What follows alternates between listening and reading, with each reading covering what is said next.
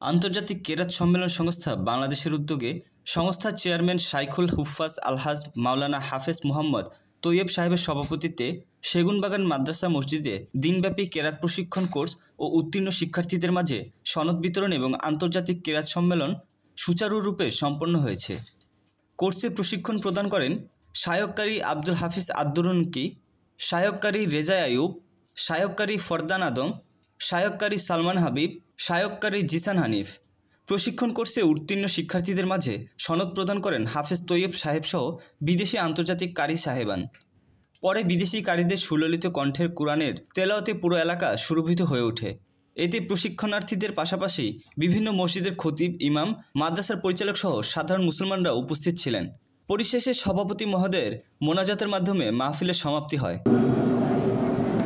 একটা তারিখ আমাদের হঠাৎ খালি হওয়ার কারণে এইটাকে আমরা কাজে লাগানোর জন্য আমাদের দেশীয় যারা ছাত্র আছে ভালো তেলাওয়াত করে, তারা যদি একটু মেহনত করে, একটু কোশিশ করে, ওরা আন্তর্জাতিক মানের কারি হইতে পারবে। আমি আজকে প্রায় 30 বছর হইতে লই কেরাত মাহফিলগুলো করে এসেছি। প্রথম কেরাত মাহফিল করতাম জাতীয় দেশীয় শানদার কেরাত মাহফিল। এরপরে বিদেশি কারিদেরকে নিয়ে তেলাওয়াত শুরু হয়েছে। আগে আন্তর্কিল্লা, ফেনী, কাকসবাজার এরকম কয়েকটাই করা হইতো। এখন আলহামদুলিল্লাহ গত বছর প্রায় 40টার কাছাকাছি হয়ে গেছে। এই বছরও 20টার মতো আমাদের শেষ হয়ে গেছে। 20টার মতো পুরো বাংলাদেশে কেরাত মাহফিল শেষ হয়ে গেছে।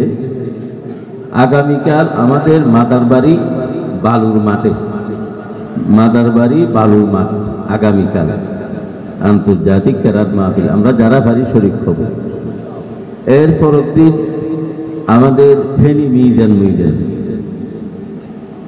এর পরের দিন এইভাবে সন্তিশা, সীতাকুণ্ডু, তারপরে এদিকে সারসা আলামিন মসজিদের সামনে বাংলা বাজার কেন হবে, ফরিকছড়ি আছে, এইভাবে ধারাবাহিকভাবে বখতিয়ার পাড়া আছে। বখতিয়ার ভাড়া করি 4 তারিখ, আগামী জানুয়ারির 4 তারিখ ওনারা চলে যাবে। তো মাঝখানে এই তারিখটা খালি ছিল। আমি আসলে জালালাবাদের মধ্যে বিশাল একটা জায়গা নিয়েছি। হাটাদারি মাদ্রাসা আছে, পটিয়া মাদ্রাসা আছে, এরকম দাওরা হাদিসওয়ালা, হাদিস শরীফ পড়ানো হলে এরকম অনেকগুলো বাংলাদেশে মাদ্রাসা আছে। আমি বলে দিই, কেরাতের জন্য মিশরুদ্দি ইউনিভার্সিটি, তারপর দেওবন্দ ওলদি হাই স্কুল এবং বাংলাদেশের যে প্রাইমারি স্কুল কেরাত লেন, আমাদের বাংলাদেশে এখনো পুরোপুরি কেরাতের উপর মোকাম্মেল কোনো শোভা এখনো নেই। আমরা যদি, আমি খেয়াল করছি যে আমাদের জালালাবাদ মাদ্রাসায় কেরাতের উপর একটা জামিয়া করার জন্য, কেরাতের উপর যেন অন্য রাষ্ট্র থেকেও যেন এখানে আমাদের বাংলাদেশে আসি, কেরাত শিখতে আসি।